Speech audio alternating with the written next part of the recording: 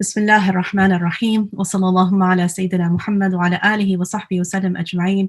I hope inshallah all of you have been enjoying the summit as much as I have, alhamdulillah. I've had the pleasure of tuning in to almost all the talks, alhamdulillah, for the entire time. And I've really taken away a lot of pearls, which I hope inshallah everyone here has as well. Today, inshallah, our topic is to work on the concept of what is balancing roles in Ramadan, particularly this new, unique kind of quarantined Ramadan that we're all going to be going in. And I think that's really going to be an interesting take on Ramadan, but certainly not necessarily so unique in a spiritual sense. And I'll explain all of that just momentarily, inshallah. Whenever I think about the concept of balancing roles, especially those of us, many of us, are juggling many different roles and wear many, many different hats, kufis and hijabs, actually, alhamdulillah, and thinking about what that means, especially in a month of Ramadan where already it's been very chaotic, is really the best word to put it, these last several weeks. For me, I always go back to the inspirations of my teachers, alhamdulillah, and the people who've embodied the best amount of balance in their life and the many roles they've played in living proof and experience. Of course, we see this in the beloved Prophet Muhammad sallallahu alaihi wasallam and the many, many, many roles he played. But someone might say, but he was the Prophet of God and he was divinely, he received divine revelation. What about the ordinary human being? And for that reason, I think the awliya, the people who are close to Allah subhanahu wa ta'ala, who have held multiple roles, I think it's them who we should look to and see how they did this, how they're doing this, mashallah. So I want to start by sharing with you a story.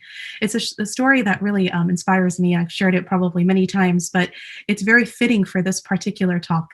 It's a story of a woman who was one of my teachers. She has passed away, may Allah have mercy on her soul. And she was a phenomenal woman, somebody who actually wore many, many, many different hats in her lifetime and had many, many different roles. But they were so seamlessly, they held together so seamlessly that you really wouldn't know that she was doing all those many things all at once, because there was nothing indicating that she was shortchanging any of the different roles she played. When I came to know her, she was an older person. And at that point of her life, and where we all got to know her, she was a sheikha to us. She was, a very, very famous scholar in Damascus, Syria, where I had studied. And I had the real pleasure and honor of reciting to her one of the Quranic recitations. In this case, it was the recitation of Qira'at Warish and Nafi'. And before going to receive my ijazah in the Qira'ah of Warish. And I had only known her to be this kind of giant figure in Islam and modern day Islam and in Damascus. And as I sat at her feet to recite to her, I was so nervous by her and really taken by her, awestruck by who she was, mashallah, and how, this was so amazing to be at the feet of someone so great, that I really couldn't recite as much as, even though I'd practiced for weeks and weeks and weeks and was otherwise ready for my exam, I just kept stuttering, honestly, as I was reciting to her. And I think she recognized that I was really quite having a hard time. And I think she realized it was because I was sort of awestruck of her. And so she said, to calm me down and kind of like settle me, she said, take a break and let me tell you a story. And what I'm going to share with you now is her story. So, and the reason I share the story is because it indicates, and I wish I can go into all of the details, but I'll kind of keep it in a nutshell, but it indicates the different roles that a person may play, especially as we're thinking about our own roles and how to perfect them, inshallah. So she says to me, do you know much about my background? And I said, I know you to be the sheikha, the qari'ah of all 10 qira'at, the most esteemed and relied upon female reciter of Quran in the entire country of Syria, mashallah. And that the qari, the main one who would give us ijazah, who also has passed away, Sheikh al-Kurdi, rahmatullahi alayh, that when he would travel, he had hundreds of students who he could have put in his post, but when he was outside of Syria, he would put her in his post. because of how excellent her recitation was. And he trusted her more than anybody else, mashallah. And she would give ijaz on his behalf. So this is the caliber of who I'm talking about. So I said to her, "You're a sheikha, Quran," And she said, "Well, I wasn't always like this." And that's another story for another day of how, mashallah, she came to the deen, because she proceeded to tell me how she didn't come to the practice of Islam and the deen, though she was born Muslim. She didn't come to the practice of it until she was later in her life. And when she did come to, it's a beautiful story how she came to practice the deen. And I'll tell a very short little snippet of it, because in the midst of her telling me the story, I was surprised that she hadn't always been like a strong Muslim all her life. And so she said to me, she tells the story of how she was on the college campus and how she was, not just not in hijab, but the way she chose to dress was, very much not in accordance to what a hijabi or a Muslim woman, that and man for that matter, who would undertake the level of modesty that Islam asks for. And so, the conversation happens in Arabic, but in English, she tries to explain to me that she was often on campus wearing a mini skirt. So, mashallah, you can see now my shock and my kind of like, I'm really like paying really close attention here. Are we talking about the same person? So she tells the story of how she comes to the deen. Is a beautiful story of how she comes to that practice in the very gentle way in which the people surrounding her were talking to her about Islam and not judging. And she said very clearly, had anyone judged me, I would never have any interest in this whole story. But where our story takes us now is the fact that after she became interested in Islam and started attending classes and learning and studying, remember this is in her older age, she wanted to start studying, to memorizing the Quran. And Allah gave her an opening, and she started to memorize the Quran in an older age. And not only did she memorize Quran, but then she started working on the 10 recitations, one after another, and received ijazah in all of them. And she became so excellent in the study of Quran, as I mentioned to you, how she became now, the top, literally the top female scholar of Quran in the country. And interestingly, she went back to the part about campus, because I was like, where does that fit in? And then she said, "Oh, don't you know, I'm also a professor of mathematics." I had no idea. I only knew her as the Sheikh of Quran, right? And I said, "Well, come again?" And she said, "Well, the story is I had, this back when, in the 70s. And so she said, I was the only woman in my entire department of mathematics at the University of Damascus. And I was so good at what I did that I was taken in onto the faculty after I completed my doctorate. And from there, went all the way to tenure level. And even until that moment in time in her old age, she was still teaching on the campus. And of course, she went through a dramatic shift from the miniskirt era to the Sheikha of Quran era, right? But to me, I was like, what? I had no idea that other side of her academic work and excellence. And it made sense. Somebody who was that excellent in, mathematics, mashallah, that same brain could take on the memorization of Quran and really excel in it as well. But then I also came to know some other sides of her, which was the side of her as a mother and the side of her as a wife. And subhanAllah, it wasn't until she, and of course as a teacher and as a spiritual guide to many, and it wasn't until she passed away that we really got to know some of the other angles of her life in more detail. Her husband was so distraught after she had passed away. They were so close. And there was a very large gap in education level between them. And he would say, "She never ever made me feel judged or ever made me feel less than." And he was so, mashallah, I guess the word would be smitten by her, and her children were saying that how the excellence of her mothering. And so you might hear this and say, "That's a superwoman." I don't know. That's just too much. Mashallah, that's a lot. But then I have to share with you that even though I agree with you, this is, mashallah, one of the superwomen of our time and era, for sure. There's no doubt in my mind. May Allah have mercy on her. There were so many other women that I met in my time in Damascus, so many other teachers who were scholars in their own right of Quran and of all the Islamic sciences, fiqh and seerah and hadith and tafsir and so on. But when you'd ask, then I started really being very curious. What else do you do? What else do you do? Right? Because as a student, you might only see the perspective of them as a teacher.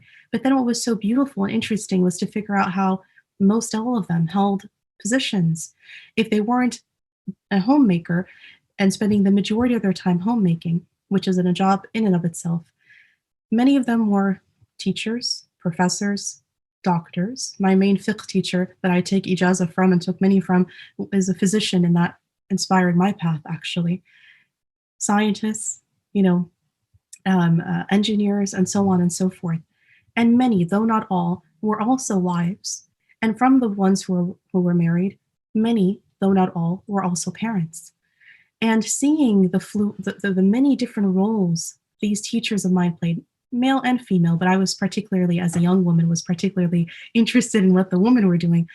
And what was so helpful to me, as the teachers often say, the proof is in the pudding.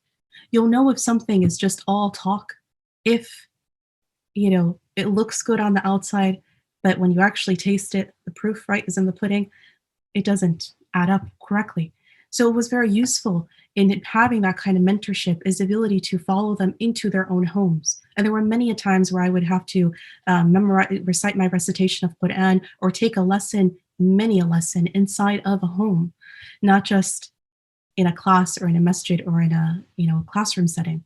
And that was very telling, because then you can see that the kids run through and the kitchen, what it looked like, and she's folding the laundry or washing the dishes and so on, and grading the schoolwork and doing the other things, and in addition, and in the middle of all that, correcting my recitation of Quran or whatever book I was studying at the moment of Islamic sciences. And that was so powerful. I can't tell you how powerful that was.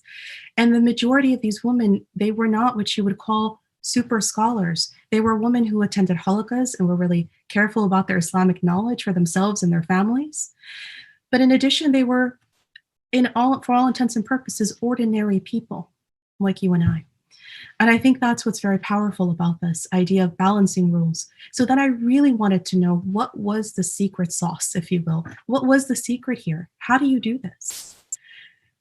And this is where one of my core teachers spent a good deal of time, and everything that I'm learning, that I learned from her, I want to share with you as much as possible in the time we have allotted. But one of the core things that she shared was, in balancing roles, was knowing your priorities. Understanding your priorities. She would often say, if you knew your priorities, you wouldn't step out of the bounds and make the many mistakes that many people make, and then pay a terrible cost to them.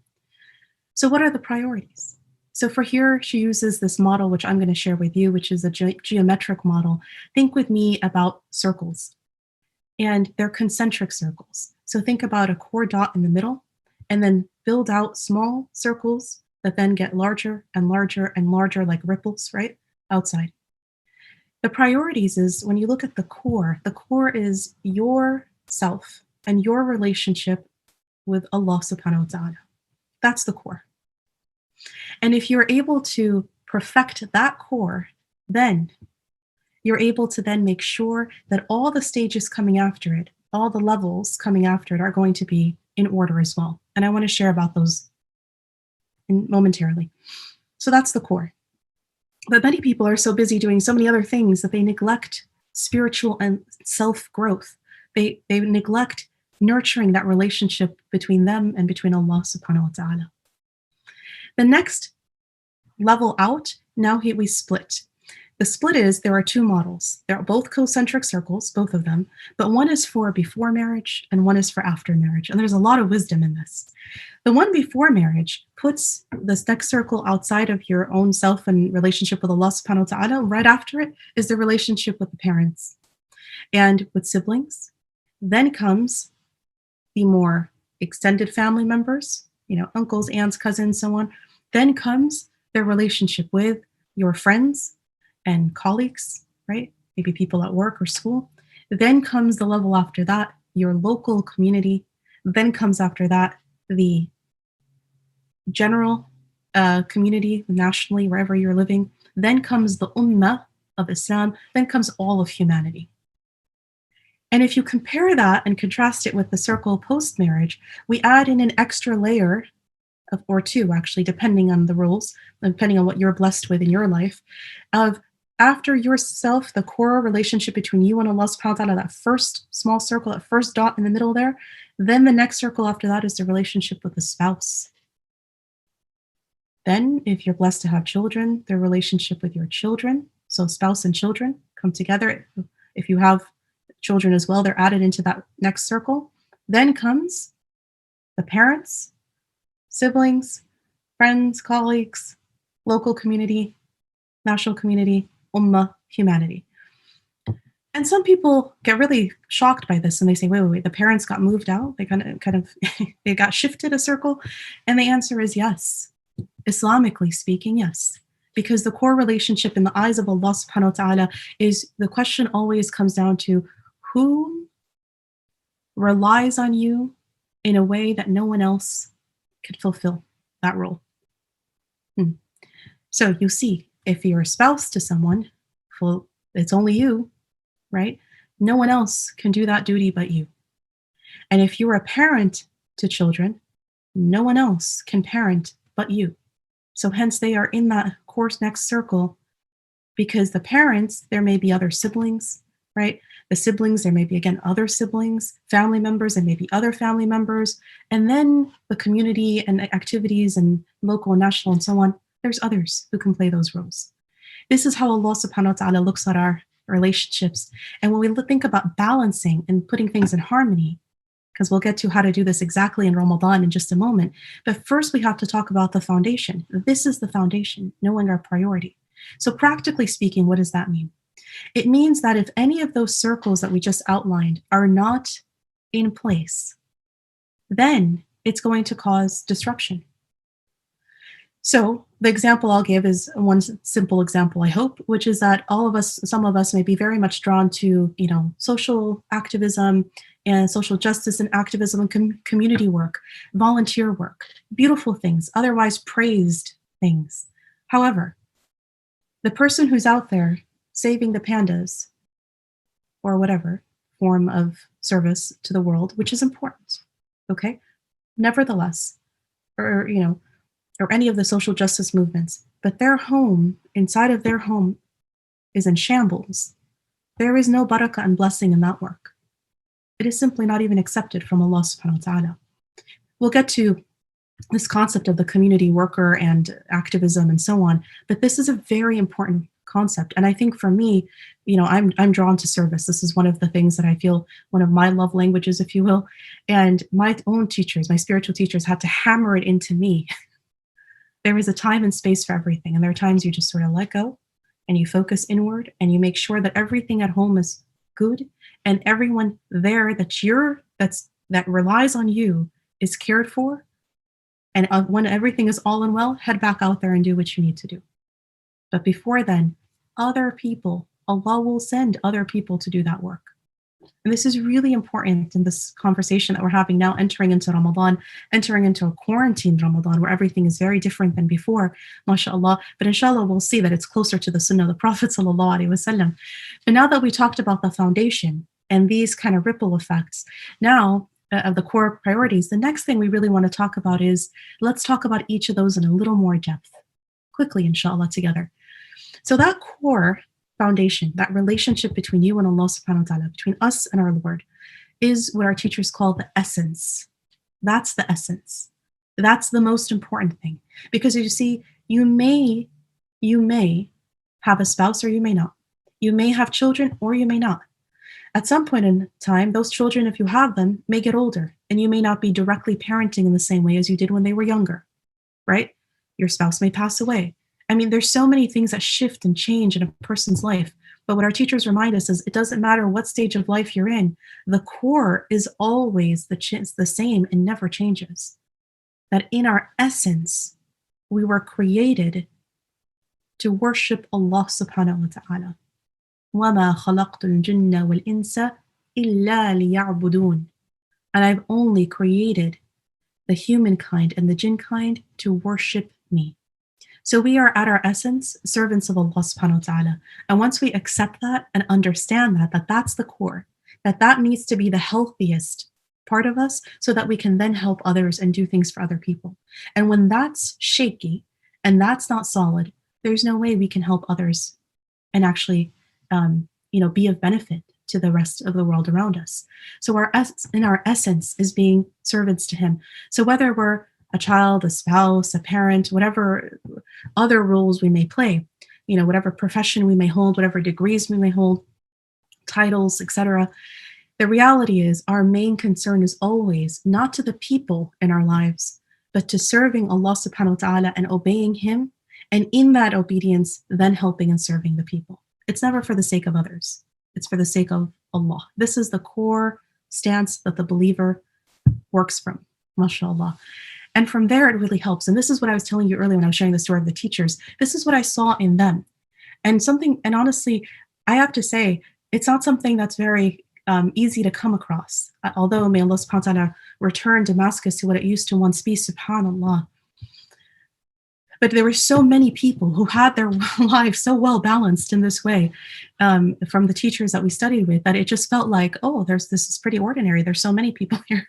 Only when you got into the real world and realized, no, mashallah, they were really much, the exception to the rule. But this is not an issue of just exceptionalism because they themselves were ordinary people at some point that then studied and understood the message and then implemented in their life. So this is not because these are exceptions to the rule. It's because this is the rule and we need to follow it, inshallah. So let's talk about this. So we have the essence, our core relationship with Allah subhanahu wa ta'ala, and then I'm going to outline to you the next 7 steps, which are basically the manifestations. We're never doing things for the sake of other people. We're doing them for the core of relationship with Allah subhanahu wa ta'ala in which we worship Him. And from that, it manifests into other stages. All right, so where I'm going to start is actually the role of a child, because we were all born to somebody, to a man and a woman, and those parents, we're always and forever going to be children to our parents. Doesn't matter how old we are, mashallah. So I want to start there because everybody is a child at some level, a child to somebody at some level. So let's start there, because in Islam, we know that there's a very strong emphasis on the concept of birr al-walidain, or honoring, obeying, or bringing happiness. That's another translation of birr, bringing happiness to the hearts of the parents. And what I mean by that is that when you we have this ability as children, or we should be building children to our parents, to tune into their feelings, their emotions, right, and help express birr. And this changes depending on how old we are and how old they are. It changes, but there are 3 things in this category of being a child that we have to pay attention to, that our teachers teach us. Time, affection, money. Time, affection, money, all 3 are needed. Let me explain this. They say that doing birr to our parents, showing righteousness to our parents, is in these 3 categories. So let's start with time. And especially in this kind of quarantine situation we're in, this is really important because for many, we know that our elders are more susceptible to the virus. For many, my parents included, are quarantined away from us for their own safety. And it's very difficult because they're, as older people, our elders, our parents, they are isolated. And it's a very difficult thing. So how do you show time to somebody in a busy month of Ramadan and in a quarantine situation? It just seems impossible. Well, it turns out that whether you live with them or whether you don't, there is nothing that can replace time that you give them. And time does not mean proximity. It does not mean that you are, visiting them or living with them, because you could be living with them, but you can still be missing the key ingredient. The key ingredient is called attentive proximity. Attentive proximity. What attentive proximity means is basically that you are with them, but you are actually not just physically, but actually in tune with what they need. Next, because Allah subhanahu wa ta'ala says to us that we have to honor our parents, and Allah has a lot of injunctions on the rights of the rights of our parents on the child, right? But very little the other way around. Because for most healthy parents, they're going to nurture their children naturally. But the children forget. And the best example of this I hear from my teachers, and I'll share here, is that, it's kind of like, think of a tree that has its roots and has its branches. And so think about how you have the love and care, right, that comes from the source, right, the roots from the source. It naturally goes up to the branches. That's kind of a natural thing that happens. But the other way around, from the branches down back to the source, is not actually necessarily natural. It's work you have to do. So Allah subhanahu wa ta'ala tells us have birr to our parents as children, right? We have to show that, right? Time, affection. And then, affection is number two, which basically means not taking them for granted. And you can't just say to someone you love them, you have to actually show them. This is something we do in therapy all the time, is telling people that even if your parents are older and you also are now a parent yourself and you're older, right? You have to continuously be showing love to them. And that pleasure, right, doesn't derive from, again, just physical closeness to them, but attentive proximity. That's what they're looking for. They're looking for you to be in tune with their needs and to check in on them. So for many of us, we're doing this through the video calls. And I've had, elders in my own family say, please keep calling us even for mundane things when put the video on. Even while you're like cooking and cleaning, we just need to feel, right, alive. We need to feel connected. SubhanAllah. And that was a very powerful thing in this quarantine for me to think about. And in Ramadan, this can turn into like, Quran or dhikr or other kind of religious duties. Now, the money, I wanted to get to that as well briefly and say that even though you may say now for younger situation, you may be reliant on your parents for money. And as you get older, this may become less and less so. However, even for someone who's literally still reliant on their parent, or maybe they're in that stage of still receiving allowance and such, turning back and spending on the parent, now, even if they're the ones who gave you the allowance, is still something that's important, because even these small gifts are unmistakable expressions of love, right? And certainly if you are not financially reliant on your parents, or maybe they're financially reliant on you, showing them that time, attention, right, and monetarily is what they need. So thinking about those priorities in the month of Ramadan and how to creatively make sure that we're fulfilling them. The next level that I want to talk about is relevant to everybody as well, because we all, alhamdulillah, those of us who are blessed to be living, to have a roof over your head is such a luxury, subhanAllah. And for all of us who are sheltering at home, I think we're realizing more and more how incredibly blessed we are, even though it's been difficult. But think about those who have not been able to be safely in a sheltered place in this time, subhanAllah. So we are all guardians of a home. Right? Men, women, we're all guardians.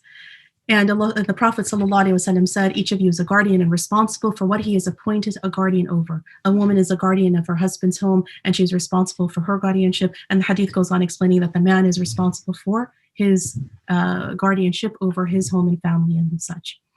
So there are several things here, and we'll just list them very quickly, because there's because of the level of detail, we'll be brief in them. But number one is making sure that this guardian of this home that we're all sheltered in, despite it being quarantined, and I want to make sure that we're also saying I don't want you to mishear this and say, whoa, that's a lot of high level work of keeping everything clean all the time. God knows if you entered into my home at this current moment of quarantine, there's, with everybody being here and so much activity happening all the time, it's not what I would call necessarily fully neat. But what's important in the eyes of Allah subhanahu wa ta'ala is that it's pure, tahir, right? The kind of cleanliness that allows our homes to become angel magnets, right? To bring that in. And we need that in the month of Ramadan, like any other month, but it's such a month that it really brings the angels in, right? Because we are fasting and we're praying and we're doing dhikr and Quran, right? And we're also getting up for qiyam and praying, all the extras that we're doing, giving charity.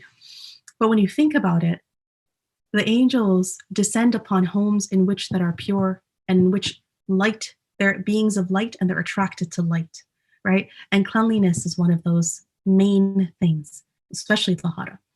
All right. After that, the emotional ambience of the home is incredibly important and something that I want to make sure that we are all working on very much. And in Ramadan, part of that is actually having a very clear schedule for the entire family of how are you going to make sure that your that everyone is kind of emotionally sound during the month of Ramadan. So whether you're with roommates or whether you're with family members or whether you're alone, part of that is putting together a really good program in place of how to make sure everybody's doing some amount of Quran, some amount of dhikr, and some of the speakers before me explained that in more detail of how to do that, inshallah.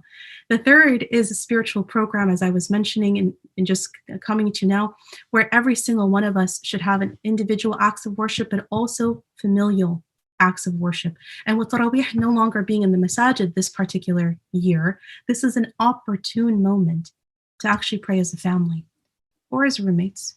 There are many years of my life I lived with only roommates while I was in school, and we would pray. We'd actually get together and pray our tarawih and pray our qiyamul layl and pray our tahajjud.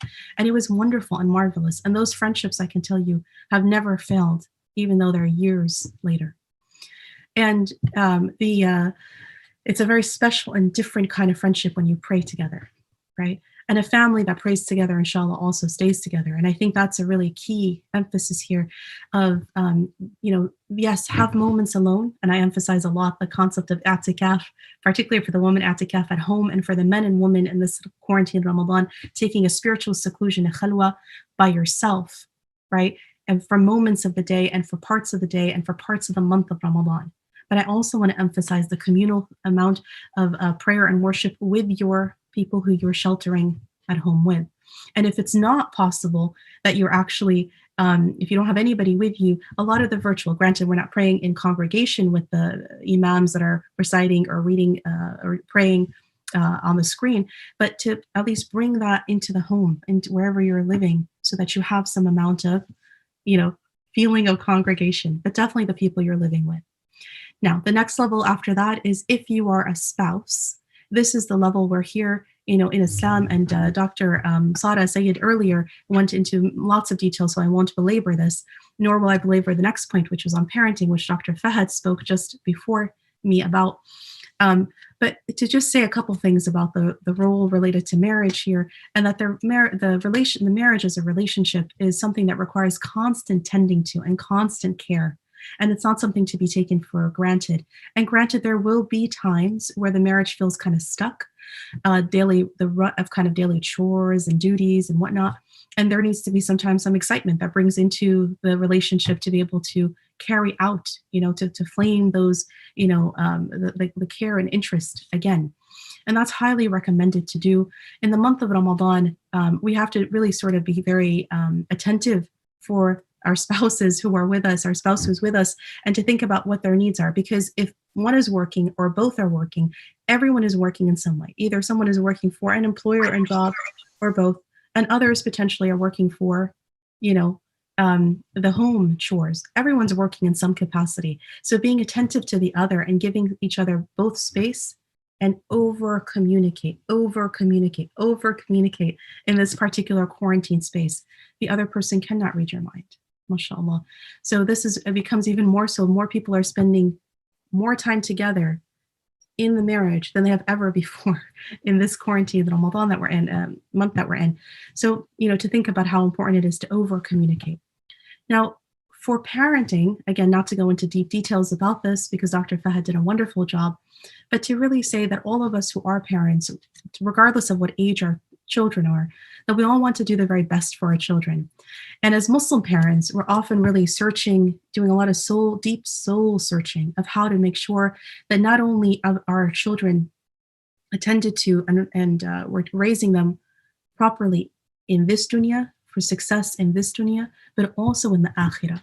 Because as a parent, we should always have that akhirah vision where we see the akhirah and we know that's the final abode and that's the goal, the hereafter. And when you're working for parenting, there are so many folks that are saying it's so hard to homeschool. It's so difficult. I've never tried to teach my own child. I can't get them to complete their work. I can't do this. It's so frustrating. So, and then Ramadan, add to that, Ramadan, and you're fasting. And potentially they are too, depending on their age. And so it becomes really, really overwhelming. So here's a couple of very practical tips in kind of closing the story, inshallah. I want to say to you that this COVID Ramadan that we're in, this quarantined Ramadan we're about to start, is going to be a very unique one in that I hope that we come out of it much better than how we entered it. But that can only happen if you take a step back and you say, what are the priorities? Again, back to the concentric circles we described earlier, right? What are the priorities? The priorities are relationship with Allah subhanahu wa ta'ala at its core. And then the relationship with the family and the siblings, and then onward out. Okay, so if that's the core priority, then think about it like this with me. It has to be the case that we are emphasizing that relationship over their schoolwork. And I know every educator here is going, oh, okay, what's going on? What is she saying? What I'm saying is, if you're so worried that they're going to be academically behind, well, guess what? So is every other child in this country. And when the next school year starts, everybody's accounting for that.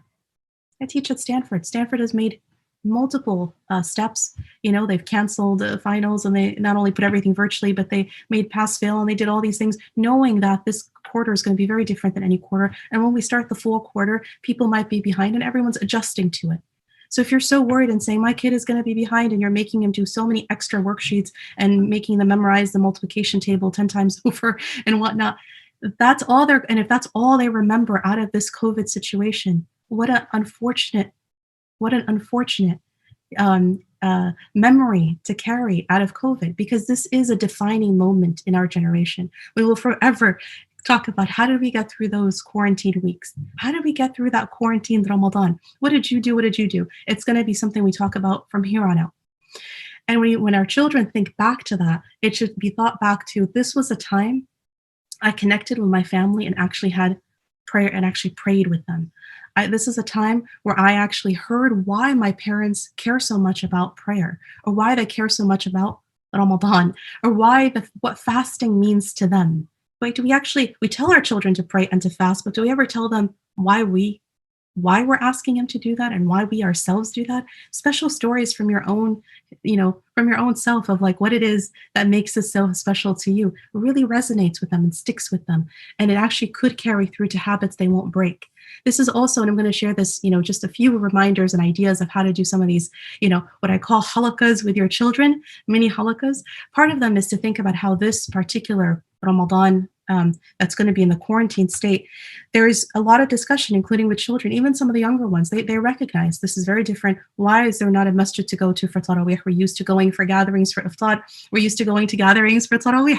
What's going on? Well, part of that is that, instead we're going to be replacing that with the prayers at home that we're doing together, and having little mini lessons, like explaining why all the rules about everything. Think about it. Hand washing, keeping your shoes outside, doing washing multiple times over, covering your face. There's all these rules that are about COVID now that are very much in line with our sunnah anyway, right? And so part of that is having that discussion of why we as Muslims are not panicking over the toilet paper, because we have istinja.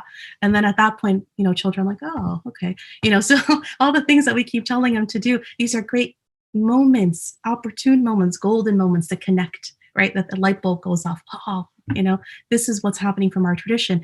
Things related to, this particular virus and their fears around it, and talking about the seerah of the Prophet sallallahu alaihi wasallam, and how his own parents sallallahu alaihi wasallam died from, each of them, different years, died from the fever of Medina that was said to be contagious. And Allahu alam, it might have been a virus. But to think about how he was twice orphaned and this affected him. Come at it from the discussion of how the earth is out there healing right now, right? It's doing so much better on so many levels without us as humans transgressing. Well, think about how that helps, right? What does that mean of us as humans transgressing? What does it mean with the zoonotic carried illness of the coronavirus?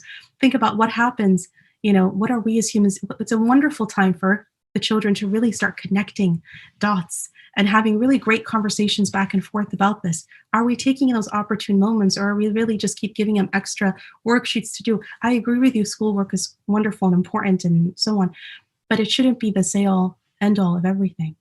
There are also too many families, I have to say, that are not getting fresh air. Yes, we need to shelter at home, but with your own family members able to go out, keeping the social distance, you can still go out, And if it's cold, put on jackets, but to go out and to hike and to, go to, the parks and so on, and to get some fresh air. Let them run loose on, in a field. Get that energy that's really being cabin fever out for them. And even in Ramadan, because you can spend that time. You could say, look, we're going to go and ride our bikes, or we're going to go and even though they may be fasting, then let them just sort of play around in the field for a little while in a park somewhere. And part of that is say, look, we're going to do that, but we're also going to do some dhikr alongside, or we're on the drive there, we're going to listen to Quran, right? Add in the spiritual element, but make sure that this is very much a holistic, wholesome experience for them, and not just one that they look back at it's either resentment, or that they were constantly being told to sit down, sit down, sit down, sit down to do their schoolwork all day long. MashaAllah. So in conclusion here, these different roles that we play, I touched upon being the community builder and not skipping the roles, making sure your home is not in shambles, and then you're out there trying to save the dolphins. I mean, it's really important. Dolphins, yes, they need to be saved, but your home, no one else can save it but you. So part of these balancing roles is really understanding that our core, relationship is with Allah subhanahu wa ta'ala, and the essence is that, and everything else is a manifestation of that core belief, mashallah. So in conclusion, the last thing that I really want to say here is that for us ourselves, it's really important that we spend time spiritually in this month of Ramadan. Allah has had us as humans come into our homes, and the earth, as we said, is healing. I can't get over the fact of how we then need to be in our homes healing as well. And part of that healing, and alhamdulillah, Ramadan is coming, because it really is for many people a month of connecting and a month of healing. For many, they're very disconnected all year long, and Ramadan comes and they start to connect again. Alhamdulillah, and those who are already connected, it becomes a higher level of connection. And so I just want to say that in this particular Ramadan, we're not able to go out much. We don't have, Allah has taken away, and He knows the wisdoms of why, has taken away the congregations. He's taken away the massive iftars, right? And the da'wat and the invitations back and forth. He's taken away the communal prayers. He's taken away, right, certain elements of Ramadan that we've become used to. But the sunnah of the Prophet ﷺ was simple everything, serious and simple in Ramadan, which meant that the prayers and Taraweeh in his time was after a couple of days of praying in congregation. Historically, he ended up praying in his home. So when you are praying in your home, you're making the sunnah of the Taraweeh of the Prophet ﷺ was individual. It then became, of course, a communal action and confirmed upon by Sayyidina Umar and his Khalifa and onward in Islamic history. But when you're feeling kind of that resentment and feeling lack of community, think back to the sunnah of the Prophet ﷺ of how he was at home praying Taraweeh for the rest of his life, ever since the commandment it came for Taraweeh, for the sunnah of it. And then you think about how his iftar was very simple. Everything was simple. Quality and quantity, right? It was all simple. To be in line and in tune with what others who did not have much were feeling, right? So we are now in a situation like that. And then there's the third element of the sunnah of the Prophet was i'tikaf, that spiritual seclusion. And there was never a month, of the companions would say, never a year in which the Prophet ﷺ did not do the i'tikaf. It was a constant, right, sunnah of his. Well, here we are. Many of us never have ever tried to do i'tikaf. And it's like Allah subhanahu wa ta'ala is telling you, now I'm putting you in a state of seclusion in your home.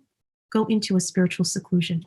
Allahu Akbar, right? So silver linings, right? See the cup half full here, mashallah. And in that, inshallah, the women are able to do i'tikaf by intending the actual formal i'tikaf according to the Hanafi opinion. And there's an entire video on the how-tos of that you can access through the Rahmah Foundation that I did around Seeker's Guidance both. And for the men and women both, they can do, if not i'tikaf, because the men can only do i'tikaf in the masjid, to do the khalwa, the spiritual seclusion of also taking that time away. And last but not least, I'll say that our spiritual teacher said that if you want to maintain spiritual balance and sanity, spiritual balance and spiritual sanity, then the i'tikaf, or that spiritual seclusion, is the safety valve on the pressure cooker, that our life has so many stresses and pressures in it that we end up exploding of all the work we do and all the difficulties we have and so on, unless we have a safety valve that allows the steam to exit. And that valve is the i'tikaf. So may we inshallah make the most use of it this Ramadan, and doing that again, go to the core essence of our relationship with Allah subhanahu wa ta'ala, strengthen it and rectify it. Then we'll find that the rest of our priorities and the rest of our roles of our life are going to be in better harmony and balance. Alhamdulillahi Rabbil Alameen. I hope inshallah that was a useful discussion. And last but not least, I'll say with the Khalil Center, a lot of the work we do is related to spiritual integration of therapy and care. Despite everything I may have said here, it could very well be that you've heard all of this and theoretically agree or understand or so on, but feel that you need extra assistance and support in some of the roles you play in your life. And for that, we really recommend seeking out professional care, which we offer, alhamdulillah, at the Khalil Center. Now that we are all sheltered in place, we offer it through the web therapy. And we also have our crisis line if you feel that you're in a state of crisis at any point, and also have our YouTube channel and webinars such as this that we do.